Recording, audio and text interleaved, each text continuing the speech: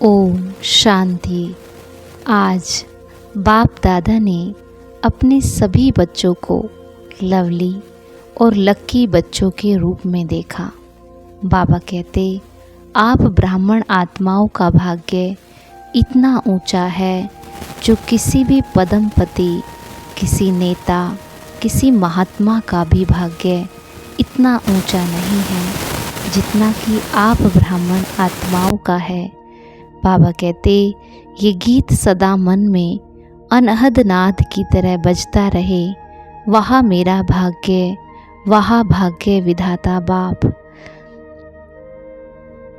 आगे बाबा कहते, बाबा ने बच्चों के सामने जो लक्ष्य रखा है कि तुम सब बच्चों को बाप समान बनना है, उस बाप समान बनने के लक्ष्य में क्या अंतर पड़ जाता है।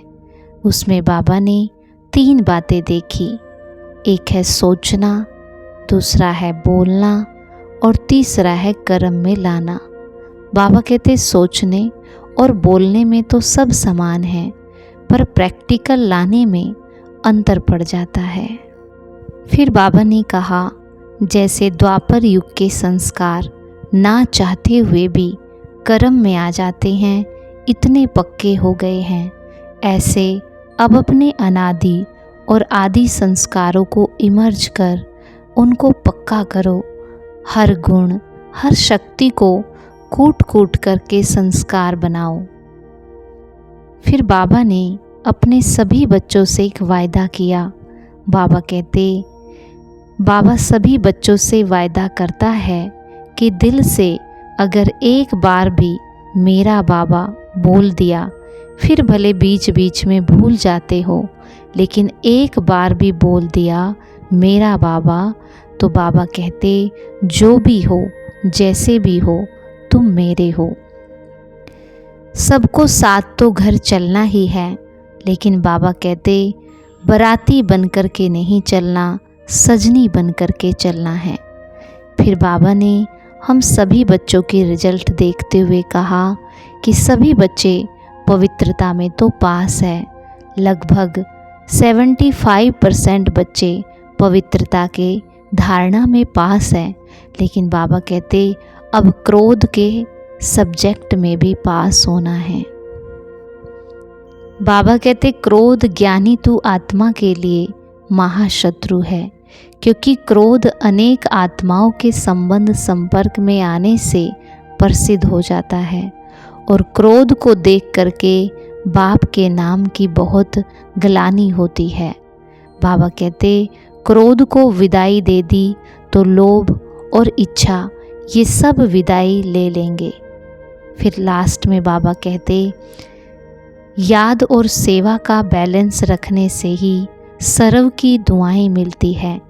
और साथ ही बाबा ने वरदान भी दिया, सबको अमर ज्ञान दे, अकाले मृत्यु के भय से छुड़ाने वाले शक्तिशाली सेवाधारी भव। तो करेंगे हम आज की मुरली से योग अभ्यास। देखें स्वयं को अपने अनादि स्वरूप में, अपने सत्य स्वरूप में, जहाँ पर मैं आत्मा एकदम शांत हूँ। मूल वतन परम धाम में अपने आप को देखें।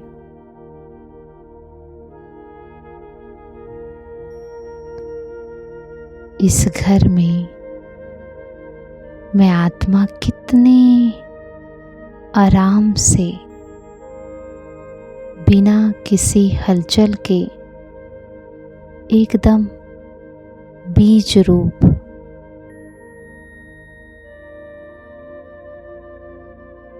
एकदम शांत, शुद्ध, पवित्र आत्मा के रूप में हूँ।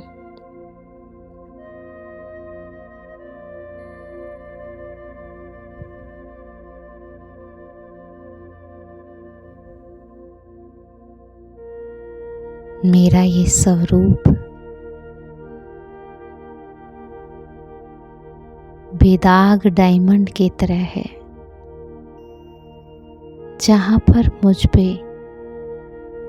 देहभान का कोई दाग नहीं है।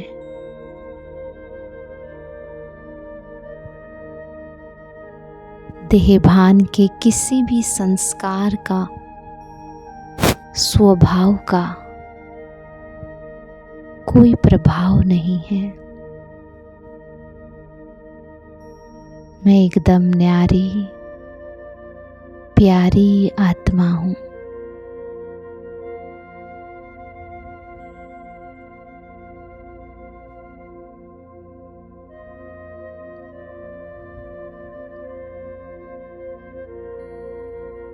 देह की दुनिया की हलचल से परे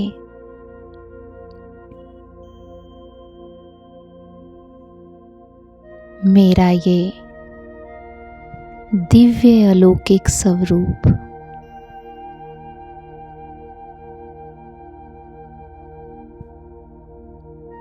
इस घर में मैं स्वीट साइलेंस का अनुभव कर रही हूँ।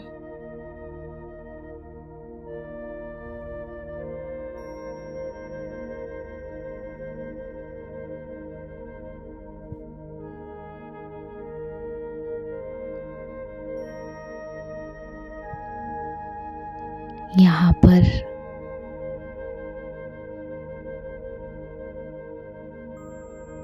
देह अभिमान वाला जो मन है वो भी एकदम मर्ज हो गया है। उसकी भी कोई आवाज, कोई हलचल यहाँ पर नहीं है।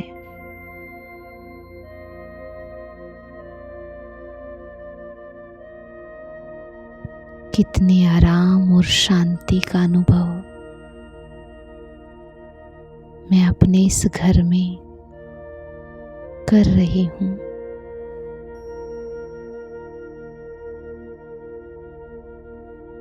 आवाज की दुनिया का कोई फोर्स नहीं,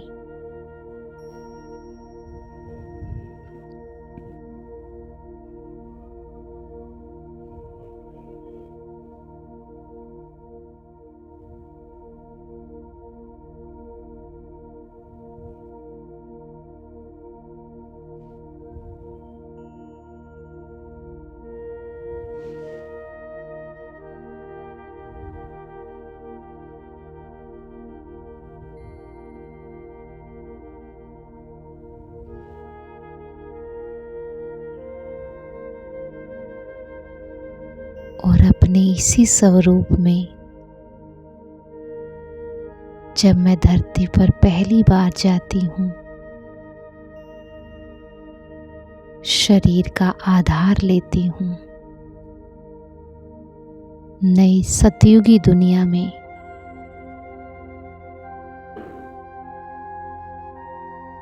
तो मुझ आत्मा के हर कर्म में, दृष्टि में, वृत्ति में दिव्यता है। जहाँ पर मैं आत्मा देवात्मा कहलाती हूँ, क्योंकि मेरा हर कर्म दिव्य है, अलौकिक है।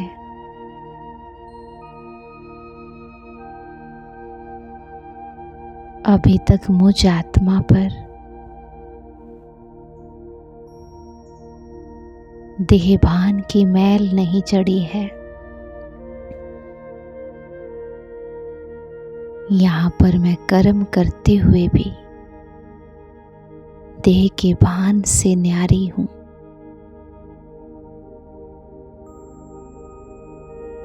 देखे ध्यान से अपने देवताई स्वरूप को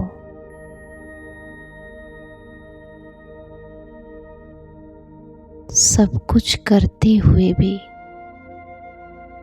शांत,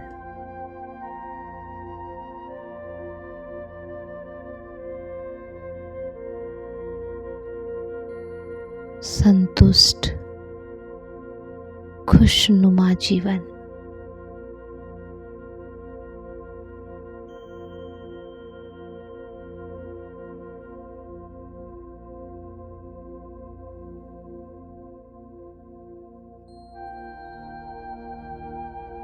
देखना भी दिव्य है, कर्म भी दिव्य है। देह में हैं पर देह से न्यारे हैं।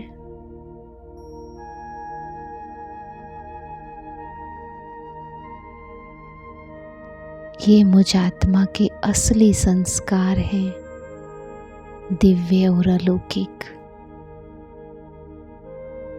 आदि संस्कार और अनादि संस्कार।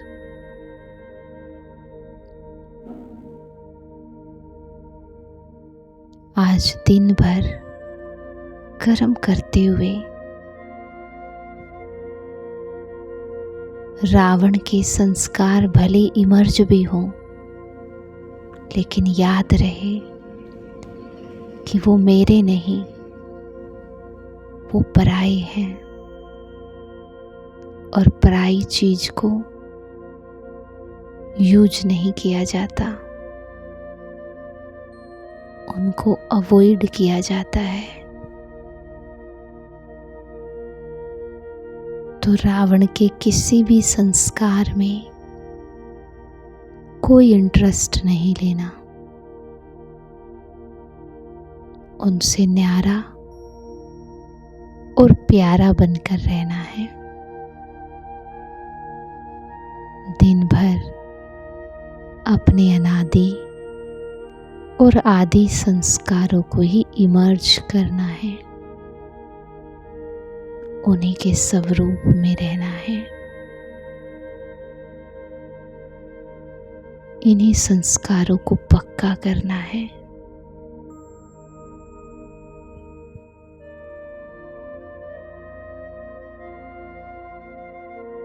ओम शांति।